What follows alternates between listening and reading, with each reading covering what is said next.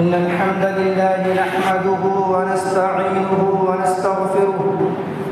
ونعوذ بالله من شرور أنفسنا ومن سيئات أعمالنا من يهده الله فلا مضل له ومن يضلل فلا هادي له وأشهد أن لا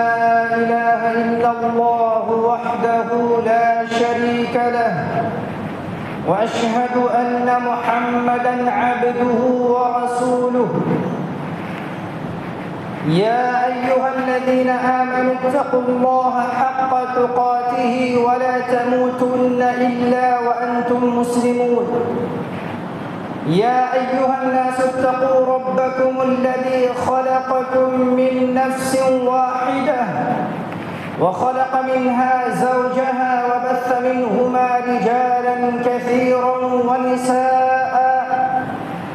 واتقوا الله الذي تساءلون به والأرحام إن الله كان عليكم رقيبا يا أيها الذين آمنوا اتقوا الله وقولوا قولا سديدا يصلح لكم أعمالكم ويغفر لكم ذنوبكم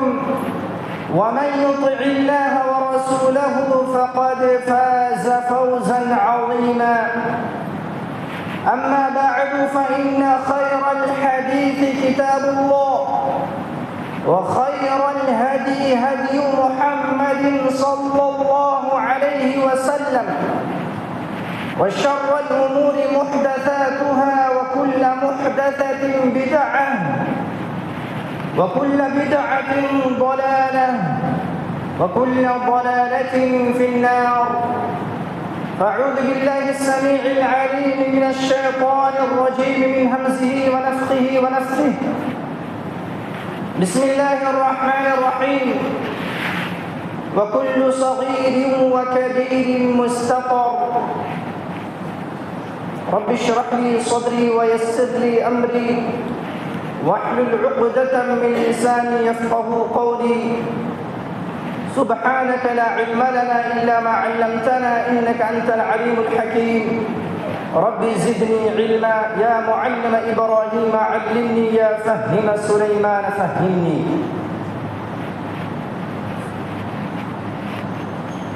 محترم حاضرین جمعہ،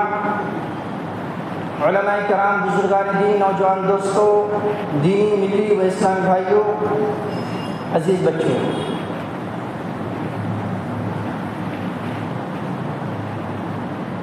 میں اپنی گفتگو کا آغاز حضرت عبداللہ بن مسعود رضی اللہ عنہ کا ایک اثر سے کرنا چاہتا ہوں، جس کو امام احمد نے اپنی مسند کے اندر جگہ دیا۔ حضرت ابن مسعود رضی اللہ عنہ بیان کرتے ہیں، إياكم ومحقرات الذنوب فإنهن يجتمعن على الرجل حتى يهلكنه، کہ لوگوں گناہوں کو حقیر اور معمولی سمجھنے سے بچو، اس لیے کہ جن گناہوں کو تم حقیر سمجھ رہے ہو، معمولی سمجھ کر ارتکاب کر رہے ہو، یہی گناہ اکٹھا ہو کر، جمع ہو کر اتنے ہو جائیں گے کہ تمہاری ہلاکت کے لیے کافی ہو جائے گی۔ یعنی صغیرہ گناہیں اور چھوٹا چھوٹا گناہ جس کو انسان معمولی سمجھتا ہے، ان گناہوں کے اکٹھا ہونے کی وجہ سے اور اس پر اصرار کرنے کی وجہ سے انسان جہنم کی دہانے پر پہنچ جاتا ہے۔ اور اللہ رب العالمین کا فرمان ہے وَكُلُّ صَغِيرٍ وَكَبِيرٍ مُسْتَطَرٍ، کہ ہر چھوٹا بڑا عمل اللہ کے رجسٹر میں رجسٹرڈ ہو رہا ہے، لکھا جا رہا ہے،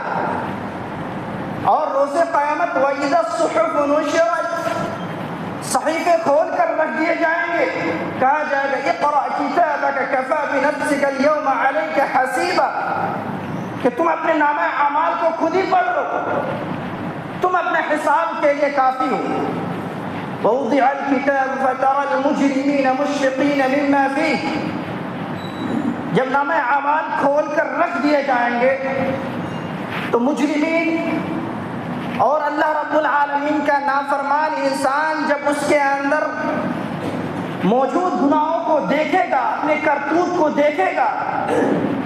خوف کھائے گا، ڈرے گا اور افسوس کرتے ہوئے یہ کہے گا یقولون یا ویلتنا ما لهذا الكتاب لا یغادر صغیرة ولا کبیرة الا احصاها، اس کتاب کو کیا ہو گیا ہے، اس نامہ اعمال کو کیا ہو گیا ہے، نہ کسی بڑے عمل کو چھوڑا ہے نہ کسی چھوٹے عمل کو چھوڑا ہے، ساری چیزوں کو لکھ کر رکھ دیا ہے۔ وَوَجَدُوا مَا عَمِلُوا حَاضِرًا، اور انسان جو بھی عمل کرتا ہے، چاہے وہ عمل نیکیوں سے متعلق ہو، نماز ہو، روزہ ہو، زکوٰۃ ہو، حج ہو، دیگر اعمال صالحہ ہو، صدقہ و خیرات ہو، کسی کے ساتھ احسان کرنا ہو، کوئی بھی عمل ہو اس کو انسان پا لے گا، دیکھ لے گا، چاہے وہ برا عمل ہو، شرک ہو، بدعت ہو، زناکاری ہو، قتل و غارت گری ہو، غیبت ہو، چغلخوری ہو، عیاشی ہو، مکاری ہو، کوئی بھی برائی ہو، ساری چیزوں کو اپنے آنکھوں سے وہ دیکھ لے گا۔ اور اللہ رب العالمین کسی کے اوپر کچھ ظلم نہیں کرتا ہے، اسی لیے سلف کہا کرتے تھے لا تنظر الى المعصیہ، گناہ کی طرف مت دیکھو کہ گناہ کتنا چھوٹا ہے، ولكن انظر الى العظمة من عصیت، بلکہ اس ذات کی طرف دیکھو جس کی تم نافرمانی کر رہے ہو، وہ ذات کتنی بڑی ہے۔ دنیا کے اندر کسی حقیر و معمولی انسانوں کو کوئی گالی دے دیتا ہے، مار دیتا، کچھ نہیں ہوتا، لیکن کسی بڑے آدمی کو، پرائم منسٹر کو یا کسی کو کچھ ایک لفظ بول دے، چھوٹا سا ٹویٹ کر دے اس کے برخلاف، وہی ایک جملہ اس کے مجرم بننے کے لیے کافی ہو جاتا ہے، جیل کے سلاخوں میں ڈال دیا جاتا ہے، قید و بند کے صعوبتیں جھیلنی پڑتی ہے۔ ذرا غور کرو میرے بھائی، اللہ رب العالمین جو تمام بادشاہوں کا بادشاہ ہے، جس کے قبضے قدرت میں ساری چیزیں ہیں، اگر اللہ رب العالمین کہتے کن ہو جا فیکون، وہ چیز ہو جاتی ہے۔ اللہ رب العالمین کی ہم نافرمانی کر رہے ہیں اور سوچتے ہیں کہ بہت ہی معمولی عمل ہے، یہ تو صغیرہ گناہ ہے۔ اسی لیے اللہ رب العالمین کی ذات جو بڑی ہے اس کی نافرمانی کرنے سے پہلے اس ذات کے بارے میں سوچیں۔ ابن المعتز جو ایک عربی شاعر ہے، وہ اپنے شعر کے اندر کہتے ہیں خلی الذنوب صغیرها وکبیرها ذاک التقی، کہ گناہ چاہے صغیرہ ہو یا کبیرہ ہو، گناہ چاہے چھوٹا ہو یا بڑا ہو، تمام گناہوں کو چھوڑ دو، تمام گناہوں سے اپنے دامن کو بچائے رکھو، یہی تقویٰ ہے، یہی پرہیزگاری ہے۔ وَاصْنَعْ كَمَاشٍ فَوْقَ أَرْضِ الشَّوْكِ يَحْذَرُ مَا يَرَى، اور دنیا کے اندر اس طرح زندگی گزارو گویا کہ تم اس آدمی کی طرح زندگی گزارو جو کانٹے دار راستے میں گزرنے کے وقت نہایت ہی احتیاط کے ساتھ بچ بچا کر چلتا ہے۔ جب کوئی انسان کانٹے دار یا جھاڑی کے پاس سے گزرتا ہے تو بچ بچا کر زندگی گزارتا ہے، بچ بچا کر نکلنے کی کوشش کرتا ہے۔ ٹھیک اسی طرح تم دنیا کے اندر زندگی گزارو جہاں بہت زیادہ فتنے ہو، شبہات کا فتنے، شہوات کے فتنے، مرد و زن کے اختلاط کے فتنے، قتل و غارت گری کے فتنے، جنگ و جدال کے فتنے، جہاں بہت سارے فتنے ہو، ایسے موقع پر اس طرح زندگی گزارو کہ تم ان گناہوں میں مبتلا نہ ہو، تم ان فتنوں کا شکار نہ ہو، بالکل بچ بچا کر زندگی گزارو۔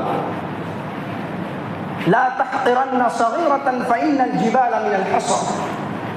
اور کسی بھی گناہوں کو تم حقیر اور معمولی مت سمجھو، اس لیے کہ چھوٹی چھوٹی کنکڑی مل کر پہاڑ تیار ہوا ہے۔ اسی لیے جن گناہوں کو تم حقیر و معمولی سمجھ رہے ہو، یہی گناہ تمہاری ہلاکت کا ذریعہ اور سبب بنے گا۔ اسی لیے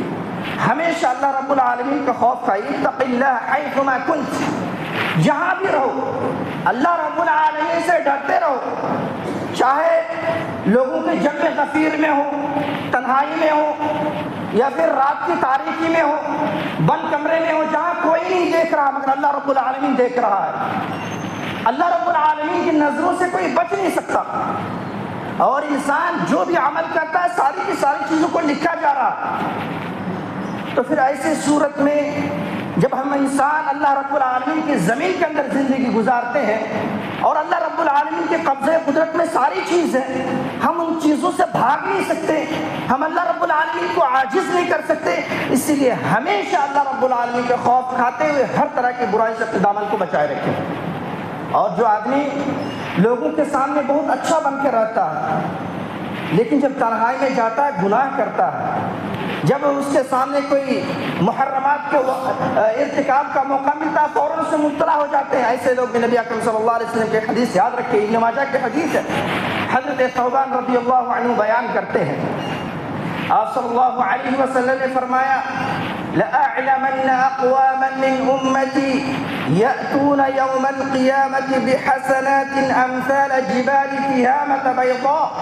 آپ صلی اللہ علیہ وسلم نے فرمایا میں اپنی قوم کے بہت سارے ایسے لوگوں کو جانتا ہوں جو روز قیامت بہت ساری نیکیوں کے ساتھ آئیں گے، اس کی نیکیاں تہامہ پہاڑ جیسے چمک رہی ہوگی، لیکن افسوس کا مقام یہ ہے فَيَجْعَلُهَا اللَّهُ عَزَّ وَجَلَّ هَبَاءً مَنثُورًا، اللہ رب العالمین اس کے ساری نیکیوں کو برباد کر دے گا، روئی کے گالوں کی طرح اڑا کر بکھیر دے گا، اس کی نیکیاں اسے فائدہ نہیں پہنچائے گی۔ صحابہ کرام کا سننا تھا، تڑپ اٹھے، فرمایا صفهم لنا وجلهم لنا یا رسول اللہ اللہ نکون منهم ونحن لا نعلم، اے اللہ کے نبی ذرا ہمیں اس کے اوصاف بتائیے، اس کی کیا صفتیں ہوں گی، اس کے کیا کرتوت ہوں گے، وہ کیسے لوگ ہوں گے، کہیں ایسا نہ ہو کہ نا علمی کی وجہ سے ہم ان گناہوں میں مبتلا ہو جائے، کہیں ہمارا بھی شمار ان لوگوں میں نہ ہو جائے۔ آپ صلی اللہ علیہ وسلم نے فرمایا اما انہم من اخوانکم وجلدتکم، اے میرے صحابہ وہ تمہاری بھائی ہوں گے، وہ تمہاری جنس سے ہوں گے،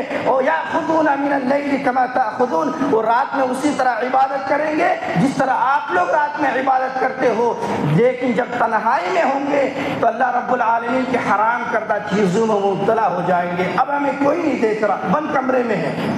کوئی نہیں دیکھ رہا ہے، یہ سوچ کر وہ گناہوں میں مبتلا ہو جائیں گے، لیکن اللہ رب العالمین کی نظروں سے تو بچ نہیں سکتا، اسی لیے اس کی ساری نیکیاں برباد ہو جائیں گی۔ کیونکہ اس خطبہ اجماع کے لیے میں نے جو موضوع منتخب کیا ہے وہ گناہ جنہیں ہم معمولی سمجھتے ہیں، اس موضوع کے تحت میں چند ایسے گناہوں کا تذکرہ کروں گا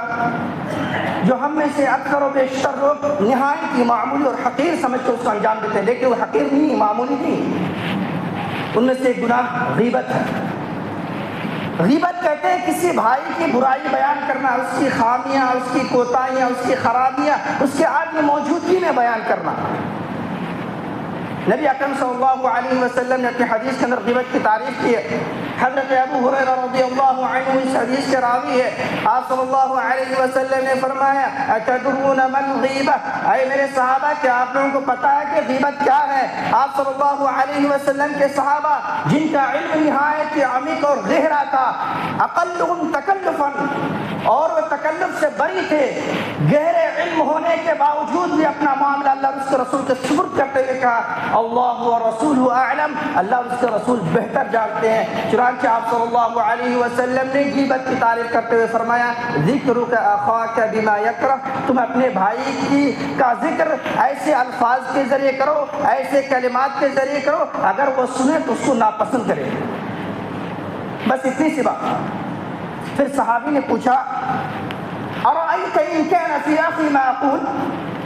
اللہ کے نبی آپ کا کیا خیال ہے اگر میں ایسی باتیں کہوں جو میرے بھائی کے اندر موجود ہو تو کیا یہ بھی غیبت ہے؟ آپ صلی اللہ علیہ وسلم نے فرمایا ان کان فی اخی ما تقول فقد اغتبتہ وان لم یکن فی ما فقد بہتہ، اگر وہ برائی جو تم بیان کر رہے ہو اس کے اندر موجود ہے تب تو غیبت ہے، اور اگر ایسی برائی بیان کر رہے ہو جو اس کے اندر موجود نہیں ہے اور تم نے اس آدمی کی طرف اس گناہ اور برائی کا انتساب کر دیا، اس کو منسوب کر دیا، تو یہ تو بہتان تراشی ہے۔ یعنی اگر اس بندے کے پاس یا اس بندے کے اندر، اس شخص کے اندر وہ گناہ، وہ برائی، وہ عیب موجود ہے اور ہم کسی دوسرے کے سامنے بیان کر رہے ہیں اس کے عدم موجودگی میں، تو پھر یہ غیبت ہے۔ اور کتنا بڑا گناہ ہے؟ اللہ رب العالمین نے قرآن مقدس کے اندر فرمایا، سورہ حجرات کی آیت ہے، یا ایھا الذین آمنوا اجتنبوا کثیرا من الظن ان بعض الظن اثم ولا تجسسوا۔ کہ اے مومنو، جو اللہ رب العالمین کی وحدانیت کو تسلیم کرتے ہو، جو اپنے آپ کو مومن کہتے ہو، سنو، اجتنبوا کثیرا من الظن، کہ بہت ساری بدگمانیوں سے بچو، ان بعض الظن اثم ولا تجسسوا، اس لیے کہ بعض بدگمانیاں گناہ ہے، برائی کا کام ہے۔ اگر کسی انسان کے بارے میں ہمیں علم نہیں ہے کہ یہ اچھا ہے یا برا ہے، تو قاعدہ کیا ہے؟ فقہ کا قاعدہ ہے، الاصل فی الصفات العارضۃ العدم، کہ کسی انسان کے اندر اگر ہم بری صفت بیان کریں گے، بری صفت کا انتساب کریں گے، اس کی طرف منسوب کریں گے، تو حقیقتاً یہ ہے کہ وہ برائی اس انسان کے پاس موجود نہیں ہے۔ یعنی کسی کے بارے میں ہمیں پتہ نہیں ہے کہ انسان اچھا ہے برا ہے، تو ہونا یہ چاہیے کہ ہم اس بندے کے بارے میں، اس شخص کے بارے میں اچھا گمان کریں کہ وہ اچھا ہی ہو سکتا ہے، یہاں تک کہ اس کے برے ہونے کی خبر ہم کو مل جائے، دلیل مل جائے۔ تو اسی لیے کسی کے بارے میں بدگمانی نہیں کرنی چاہیے۔ پھر آگے فرمایا وَلَا يَغْتَبْ بَعْضُكُمْ بَعْضًا، کہ تم میں سے کوئی شخص کسی کی غیبت نہ کرے۔ أَيُحِبُّ أَحَدُكُمْ أَن يَأْكُلَ لَحْمَ أَخِيهِ مَيْتًا فَكَرِهْتُمُوهُ، کیا تم میں سے کوئی شخص اس بات کو پسند کرے گا کہ اپنے مردار بھائی کا گوشت کھائے؟ اللہ نے خود فرمایا کہ تم اس کو ناپسند کرو گے۔ کوئی آدمی یہ نہیں چاہے گا کہ اپنے مردار بھائی کا گوشت کھائے، ٹھیک اسی طرح جس طرح تم مردار بھائی کا گوشت کھانا ناپسند کرتے ہو، اسی طرح اس کی غیبت کرنا بھی تمہارے لیے ناپسند ہونی چاہیے۔ اور فرمایا کہ اگر انسان ہونے کے ناطے تم سے غلطی ہو جائے، اتقوا اللہ، اللہ سے ڈرو، اگر تم اللہ سے ڈرو گے تبھی ان گناہوں سے بچ سکو گے۔ پھر فرمایا کہ اتقوا اللہ وان اللہ غفور رحیم، تواب الرحیم، کہ اللہ رب العالمین بہت زیادہ توبہ قبول کرنے والا، رحم کرنے والا ہے۔ اگر غلطی ہو جائے، ایک انسان ہونے کے ناطے خطا ہو جائے، تو فوراً اللہ رب العالمین سے رجوع کرے۔ حقوق العباد میں سے ہے تو اس سے معافی مانگ لے، اپنے اندر کینہ، بغض، نفرت اور تکبر اس طرح کی صفت آنے نہ دے۔ جس طرح غیبت کرنا گناہ ہے، اسی طرح غیبت سننا بھی گناہ ہے۔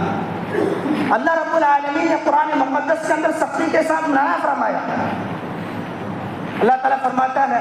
وَإِذَا رَأَيْتَ الَّذِينَ يَخُوضُونَ فِي آيَاتِنَا فَأَعْرِضْ عَنْهُمْ حَتَّى يَخُوضُوا فِي حَدِيثٍ غَيْرِهِ، کہ اے نبی، جب آپ ایسے لوگوں کو دیکھیں جو اللہ کے آیات کے بارے میں غور و خوض کر رہے ہیں، بیکار کی باتیں کہہ رہے ہیں، ایسے لوگوں کے ساتھ آپ نہ بیٹھے یہاں تک کہ ان باتوں کو چھوڑ کر دیگر اچھی باتوں میں مبتلا نہ ہو جائے، اس وقت تک آپ ان لوگوں کے ساتھ نہ بیٹھے۔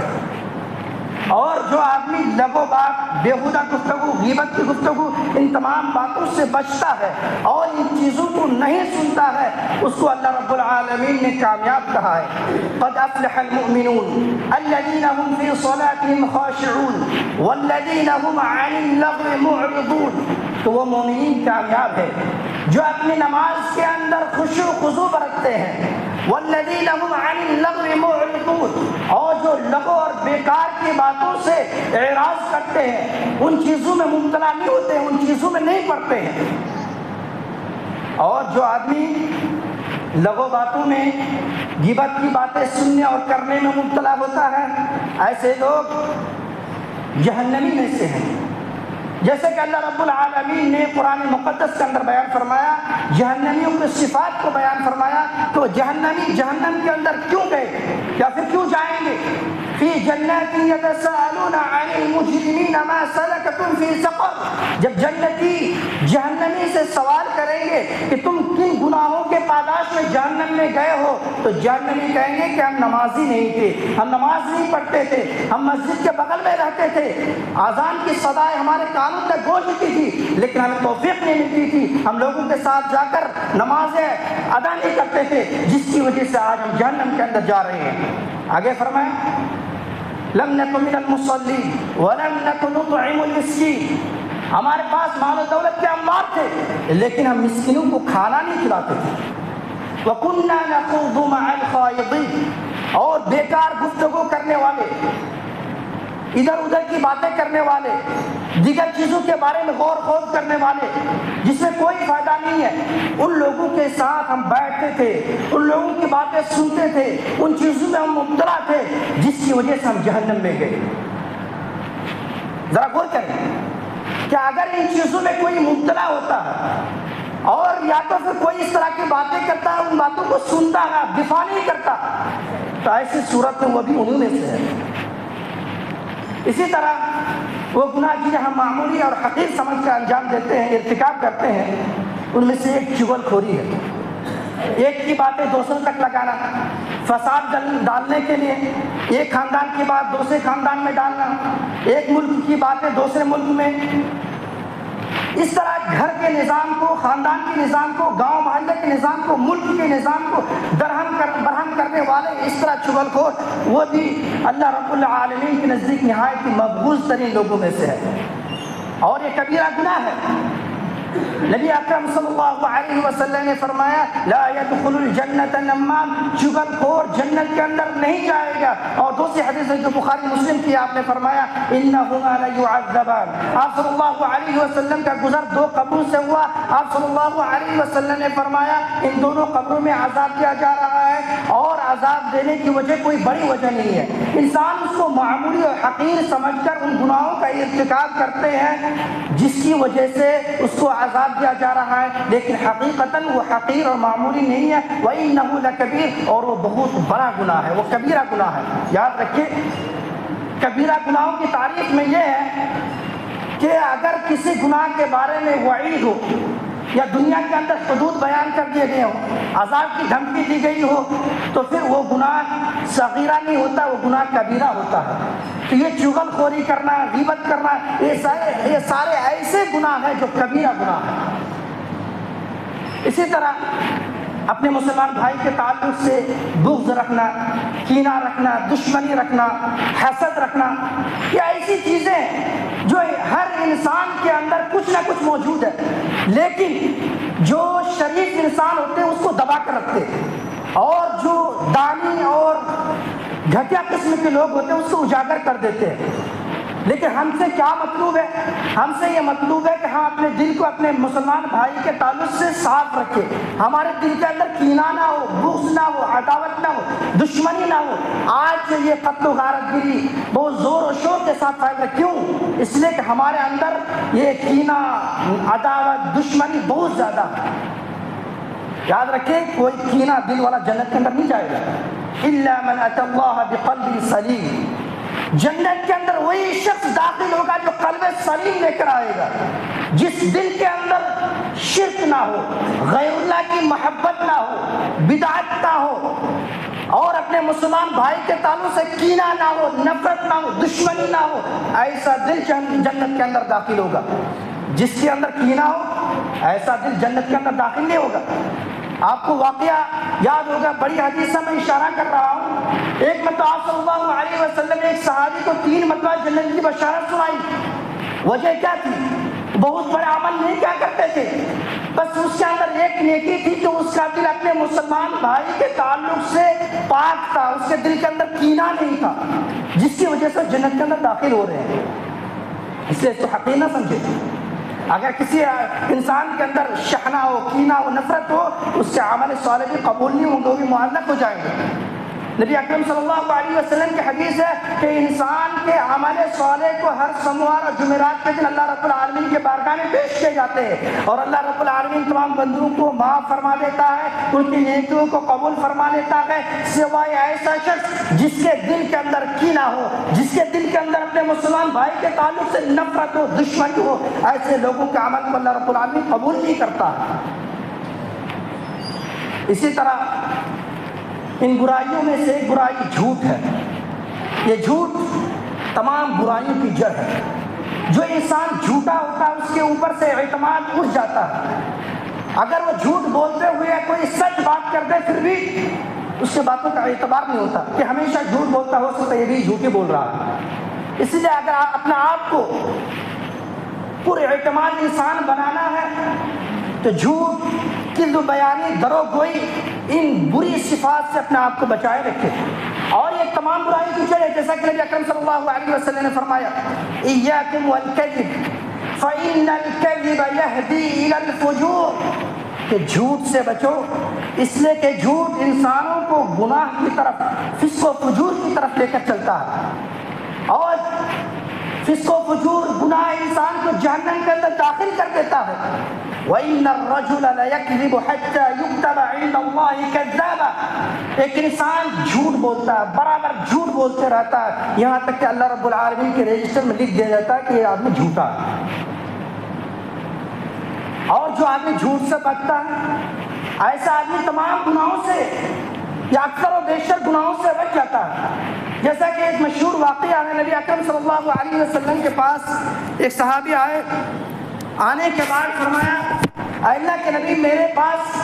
یا میرے اندر بہت ساری خامیاں ہیں، برائیاں ہیں، میں قتل کرتا ہوں، زنا کرتا ہوں، شراب پیتا ہوں، جھوٹ بولتا ہوں، 4 برائیاں. اگر آپ کہیں تو ان 4 برائیوں میں سے ایک برائی کو اللہ کے واسطے میں چھوڑ دوں گا. آپ صلی اللہ علیہ وسلم نے ان 4 گناہوں کو، برائیوں کا ملاحظہ کیا، اس کے انجام کو سوچا. پھر آپ صلی اللہ علیہ وسلم نے فرمایا تم مجھ سے وعدہ کرو کہ تم جھوٹ نہیں بولو گے. وہ آدمی شام ہوئی، شراب پینے پر آمادہ ہوا، لیکن سوچا اگر اللہ کے نبی پوچھتے مجھے کہ کیا تم نے شراب پی ہے، اگر میں کہہ دوں نہیں تو پھر جھوٹ ہو جائے گا، اور اگر میں بول دوں کہ ہاں میں یہ شراب پی ہے تو پھر 40 کوڑے برسائے جائیں گے. پھر جب زنا کے بارے میں سوچا تو اس نے سوچا کہ اگر آپ صلی اللہ علیہ وسلم مجھ سے پوچھے کہ کیا تم نے زنا کی، اگر میں بولوں کہ زنا نہیں کی تو پھر میں نے تو وعدہ کیا آپ صلی اللہ علیہ وسلم سے کہ میں جھوٹ نہیں بولوں گا، تو پھر میرا جھوٹ بولنا ہو جائے گا.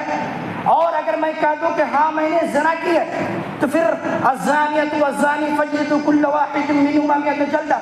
زنا کرنے والے مرد، زنا کرنے والے عورتوں کو 100 کوڑے لگائے جائیں گے، تو پھر میرے اوپر 100 کوڑے برسے جائیں گے. پھر اس نے اس بات کو سوچ کر بھی زنا کو چھوڑ دیا. پھر قتل کے معاملے میں بھی یہی ہوا. تو یہ گناہ کے چھوڑنے کی وجہ سے، جھوٹ کو چھوڑنے کی وجہ سے سارے گناہوں سے بچ گئے. سچ فرمایا آپ صلی اللہ علیہ وسلم نے کہ جھوٹ انسان کو برائی کی طرف آمادہ کرتا ہے. وقت ہو گیا ہے، لہٰذا ہم انہی چند باتوں سے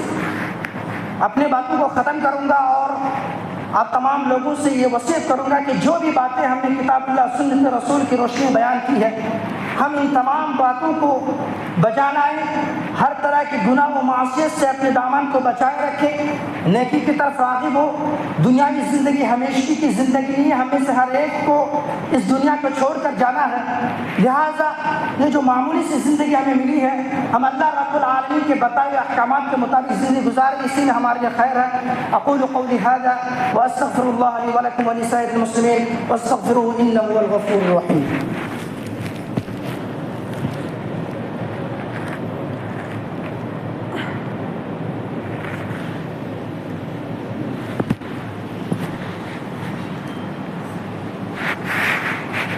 الحمد لله على إحسانه والشكر له على توفيقه وامتنانه